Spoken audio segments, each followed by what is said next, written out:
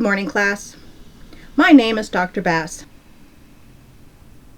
Item number SCP-016. Object Class Keter. Special Containment Procedures.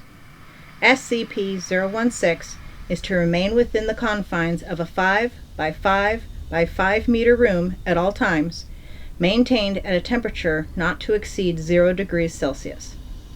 SCP-016 itself is to remain in the Petri dish in the containment cube at all times, unless directed otherwise by Level 4 or O5 personnel.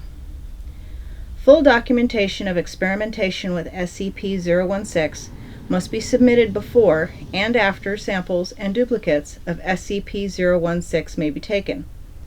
Failure to follow these procedures will result in termination or reassignment as Class D personnel.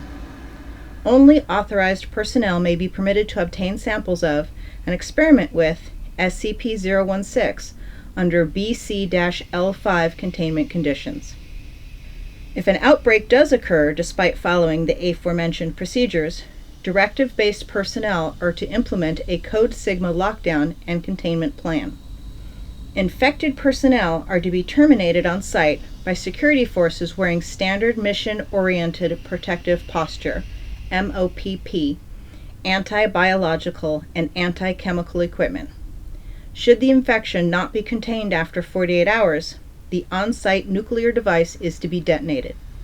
Remaining personnel are not to be evacuated under any circumstances.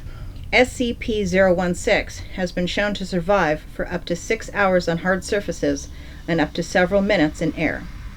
High-intensity ultraviolet light and high concentrations of orthophthalidehyd solution have been demonstrated to be effective in disinfecting non-organic surfaces.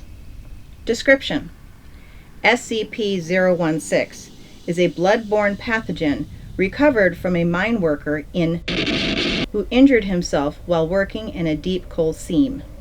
Said wound became contaminated with coal dust from the mine, possibly infecting the worker with dormant spores.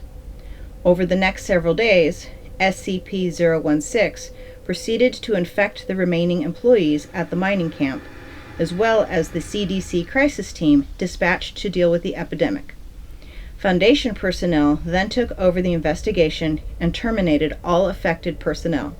Patient 0 was brought into captivity, and the mine shaft was collapsed by an explosive device. SCP-016 has an incubation period ranging from 24 hours to 2 years, depending on the presence and number of other human hosts in the area. First symptoms resemble the common cold and include itchy eyes, runny nose, coughing, and bodily aches. Phase 2 begins in 48 hours and consists of a controlled form of hemorrhagic fever, as the organism causes a small amount of blood to become aspirated in the lungs, creating an aerosol effect. During Phase 3, the host, quote, crashes and bleeds out, unquote, bleeding profusely from every bodily orifice, including the nose, tear ducts, anus, skin pores, mouth, urethra, and in case of females, vagina. Blood pressure skyrockets during the final stage. Hosts have been observed projectile vomiting blood to distances of over 5 meters. Should the host survive this near-total exsanguination, the pathogen will become dormant once more, returning to incubation phase. What distinguishes SCP-016 from other strains of hemorrhagic fever such as Ebola and Marburg is its unusual response to high stress.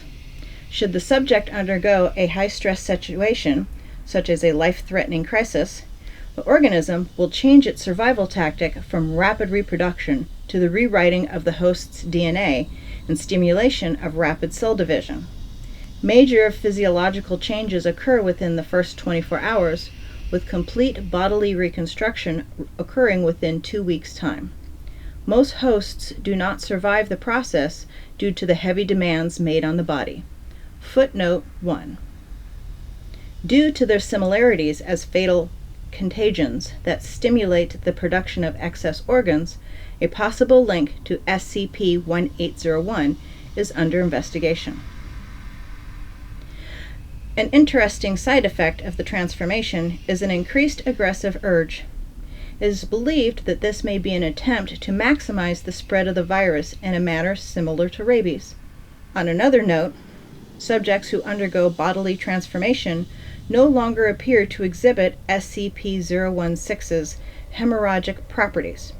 However, subjects infected by transformed hosts will still undergo the normal SCP-016 infection process. Addendum: Experiment log of SCP-016's transformative properties. Subject D-016-1. D-Class personnel infected by SCP-016. Upon first showing symptoms, subjects' quarters were slowly flooded with water over a 24-hour period. SCP-016 mutated into teratomorphic state, transforming subjects' lungs into gills. Subjects survived for 2 more weeks as SCP-016 transformed its limbs into fins, caused its eyes to atrophy, and enhanced its sense of hearing into a cetacean-type echolocation ability. Subject was terminated by draining all water from its quarters, causing it to asphyxiate. Body was subsequently cremated without autopsy. Subject D-016-2. D-Class personnel infected by SCP-016. Upon first showing symptoms, subjects' quarters were slowly flooded with water over a 24-hour period. SCP-016 mutated into teratomorphic state, causing subject to undergo rapid muscular growth and increased bone growth on knuckles. Subject then attempted to escape from confinement by punching through the reinforced steel door. Subject was not successful and died by drowning. Note: same situation. 2 different responses. Interesting. Doctor. Subject D-16-3. D-Class personnel infected by SCP-016. Subject was previously a chemical engineer who poisoned his wife upon discovering her adultery. Upon first showing symptoms, subject's quarters were slowly filled with water over a 24-hour period. SCP-016 mutated into teratomorphic state, causing subject to grow an unusual organ on his chest, consisting of a chamber and 2 separate tubes. Organ continued to take in water and swell in size until Foundation personnel, realizing what SCP-016 may be attempting, terminated the subject by gunshot. Organ was found to contain several gas sacs filled with acetylene gas and oxygen. Subject D-016-4. D-Class personnel affected by SCP-016. Subject was told to concentrate on forming wings.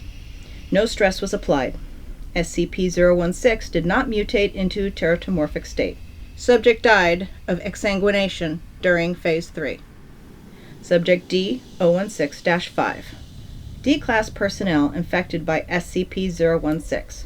Subject was told to concentrate on forming wings and placed in an acrylic box suspended 305 meters, 1,000 feet, above a mine shaft. A timer was placed outside the box, which subject was told indicated the time to release. SCP-016 mutated into teratomorphic state, causing subject to grow a tentacle-like organ on his left wrist, similar to a spider's spinnerets.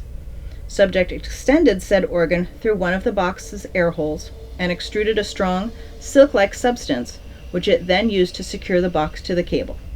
Subject was terminated when the countdown reached 0 and the bomb detonated.